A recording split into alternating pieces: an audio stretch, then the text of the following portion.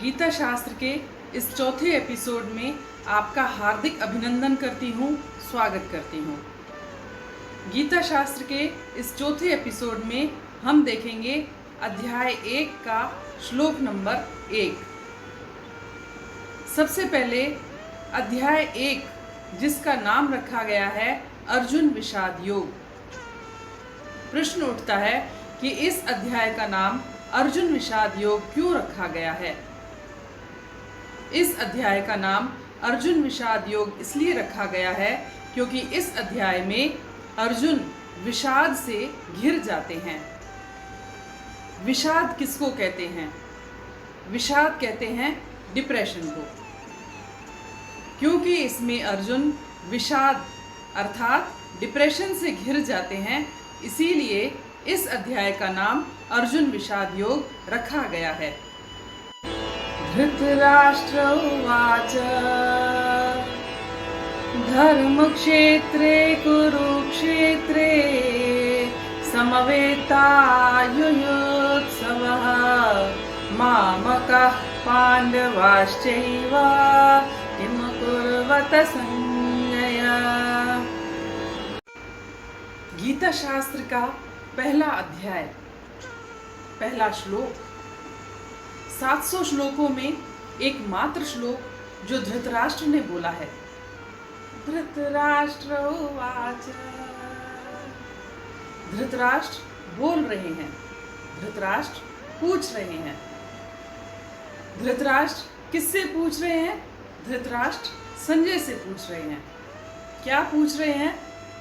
कि हे संजय, धर्म क्षेत्र जो कुरुक्षेत्र है उसमें युद्ध की इच्छा से इकट्ठे हुए मेरे बच्चे और पांडव क्या कर रहे हैं। सवाल ये उठता है कि धृतराष्ट्र संजय से क्यों पूछ रहे हैं। इसका कारण है महर्षि वेदव्यास ने संजय को दिव्य दृष्टि दी थी, जिससे वो हस्तिनापुर में बैठे बैठे कुरुक्षेत्र में क्या चल रहा है वो देख सकते थे, सुन सकते थे और बता सकते थे। प्रश्न एक और भी उठता है कि चूंकि धृतराष्ट्र नेत्रहीन थे तो यह दिव्य दृष्टि धृतराष्ट्र को दी जा सकती थी, फिर संजय को क्यों दी गई? बात तो सही है, लेकिन इसका कारण है।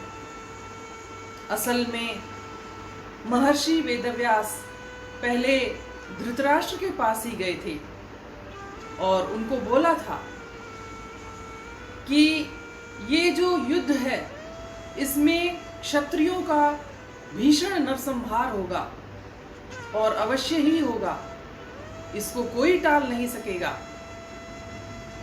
अगर तुम हस्तिनापुर से बैठे बैठे कुरुक्षेत्र का हाल अच्छी तरह से देखना चाहो तो मैं तुमको दिव्य दृष्टि दे सकता हूं। इस पर धृतराष्ट्र ने जवाब दिया कि चूंकि मैं जिंदगी भर नेत्रहीन रहा और अब अपने ही कुल का नरसंहार देखने के लिए मैं दिव्य दृष्टि नहीं लेना चाहता। मैं अपने ही कुल का नरसंहार नहीं देखना चाहता। हाँ, हाल अवश्य सुनना चाहता हूँ। बात सही भी है।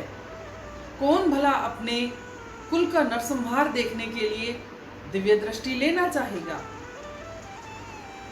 और फिर महर्षि वेदव्यास ने यह दिव्य दृष्टि संजय को दी और इसी दिव्य दृष्टि से संजय हस्तिनापुर में बैठे बैठे कुरुक्षेत्र का हाल देख सकते थे, सुन सकते थे और सैनिक क्या कर रहे हैं, उनके मन में क्या चल रहा है, वो क्या बात कर रहे हैं, पूरी तरह से देख सकते थे, सुन सकते थे और वैसा का वैसा ही बता भी सकते थे। इसमें कहीं भी फेरबदल नहीं हो सकता था और यही कारण था कि यह दिव्य दृष्टि संजय को दी गई। अब एक और प्रश्न उठता है कि क्या इस दिव्य दृष्टि से जो संजय धृतराष्ट्र को हाल बता रहे थे उसकी तुलना आजकल जो स्पोर्ट्स में कमेंट्री की जाती है उससे की जा सकती है।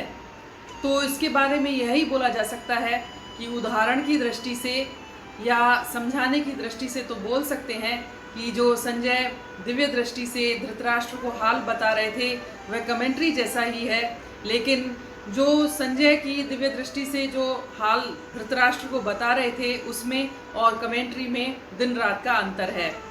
पहला अंतर है कि यह दिव्य दृष्टि 24 घंटे काम करती थी, मतलब युद्ध में दिन में क्या चल रहा है साथ में या रात को भी क्या हो रहा है वह भी देखा जा सकता था, जबकि कमेंट्री में यह संभव नहीं है। दूसरा, संजय की दिव्य दृष्टि में सैनिक क्या कर रहे हैं, क्या बोल रहे हैं, उनके मन में क्या चल रहा है यह भी सुना जा सकता था, पता लगाया जा सकता था, बताया जा सकता था। लेकिन कमेंट्री में किसी के मन में क्या चल रहा है यह बताना असंभव है। फिर एक और अंतर आता है कि यह दिव्य दृष्टि जो थी वो जो संजय ने आके धृतराष्ट्र को हाल बताया था वह युद्ध के 10 दिनों के बाद बताना शुरू किया था, जबकि कमेंट्री में आंखों देखा हाल ही बताया जाता है। तो इस तरह अंत में कहा जा सकता है कि एक समझाने की दृष्टि से या एग्जाम्पल देने की दृष्टि से तो कहा जा सकता है कि यह कमेंट्री के समान थी, परंतु इसमें और कमेंट्री में ज़मीन आसमान का अंतर है। एक प्रश्न और मन में आता है कि धृतराष्ट्र ने संजय से यह कब पूछा कि युद्ध भूमि में क्या चल रहा है। असल में युद्ध तो अपने ही समय पर शुरू हुआ था और संजय भी इस युद्ध में गए थे। युद्ध के 10वें दिन पितामह भीष्म जब बाणों से रथ से गिरा दिए गए थे तब संजय हस्तिनापुर में आए थे जहां धृतराष्ट्र बैठे थे और आकर के उनको यह समाचार दिया था कि पितामह भीष्म गिर गए हैं। यह समाचार पाकर धृतराष्ट्र रोने लग गए थे। स्वाभाविक भी है, कोई भी अपने पितामह के बारे में ऐसा समाचार सुनेगा तो उसको रोना आएगा ही। और धृतराष्ट्र व्याकुल हो गए थे और संजय से बोले, युद्ध भूमि में क्या चल रहा है, क्या क्या हुआ है और अभी भी क्या चल रहा है, यह मुझे विस्तार से बताओ। अब आते हैं मुख्य श्लोक पर। मुख्य श्लोक है धर्म क्षेत्रे कुरुक्षेत्रे। धृतराष्ट्र ने कुरुक्षेत्र को धर्म क्षेत्र क्यों कहा है? खाली कुरुक्षेत्र भी बोल सकते थे, तब भी काम चल सकता था, लेकिन कुरुक्षेत्र को धर्म क्षेत्र क्यों कहा है?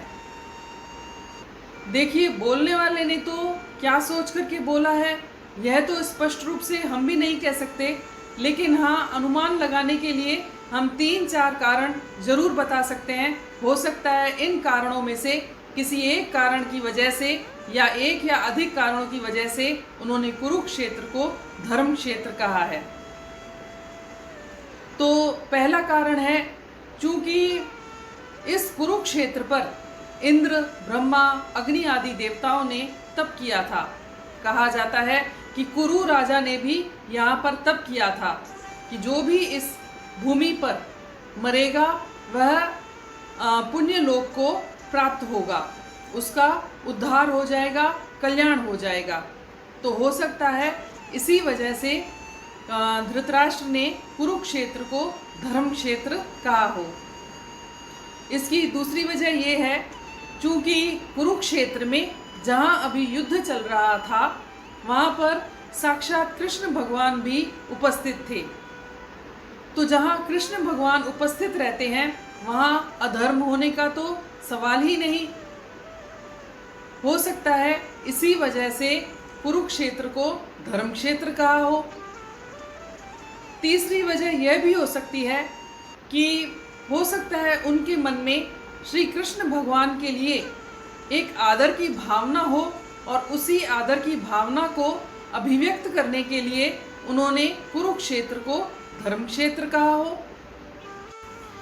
इसकी जो अंतिम वजह, और यह थोड़ा सा सही भी लगती है और थोड़ी व्यवहारिक भी लगती है, वो यह है कि हम जैसा कि जानते हैं कि महर्षि वेदव्यास ने आकर के भविष्यवाणी तो कर ही दी थी कि इस भीषण युद्ध में क्षत्रियों का नरसंहार होगा और वह होकर के ही रहेगा और उसको कोई टाल नहीं सकेगा। तो यह भविष्यवाणी भी हो सकता है धृतराष्ट्र के मन में कहीं ना कहीं चल रही हो, क्योंकि यह मानवीय स्वभाव है। अगर कोई इस तरह की कोई भविष्यवाणी कर देता है तो वह मन ही मन चलती रहती है। और दूसरा कारण इसका ये कि संजय जब कुरुक्षेत्र से हस्तिनापुर आते हैं और यह समाचार लेकर के आते हैं कि पितामह भीष्म बाणों के प्रहार से रथ से गिरा दिए गए हैं, तो पितामह भीष्म का यह समाचार सुनकर के भी धृतराष्ट्र व्याकुल हो उठे थे और रोने लग गए थे। तो और तीसरी बात यह भी कि उनके मन ही मन यह तो भावना आ ही रही थी कि आखिर उन्होंने अपने भाई के बच्चों के साथ किया तो अन्याय ही है।